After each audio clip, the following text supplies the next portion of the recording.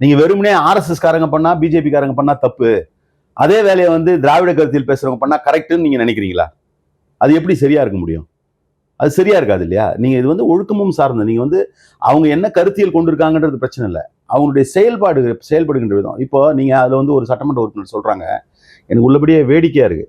அதுல அந்த 3 பேர்ல ஒரு சட்டமன்ற உறுப்பினர் சொல்றாங்க, இது மாதிரி ரிசைன் பண்ணதுக்கான காரணம், ரிசைன் பண்ணிட்டு அவங்க சேர போறதுக்கான காரணம், மீண்டும் அவங்க தான் போட்டி போடுவாங்கன்றத அவங்களே மறைமுகமா சொல்றாங்க. எப்படி சொல்றாங்கன்னா, நான் வந்து வெற்றி பெற்றேன், நான் வந்து போனேன், மக்கள்லாம் வந்து கேட்கறாங்க, எனக்கு தெரிஞ்சு 21 நாள்ல அவங்க இன்னும் தொகுதி பக்கம் போய் நன்றி எல்லாம் சொல்லல. ஓகே, அவங்க சொல்றாங்க, மக்கள் பக்கம் போனேன் நானு, மக்கள் கிட்ட போனப்ப மக்கள் சொன்னாங்க, எங்களுக்கு இதெல்லாம் எப்படி செஞ்சு தர போறீங்க, அப்படிலாம் எப்படி செஞ்சு தர போறீங்கன்னு கேட்கறாங்க.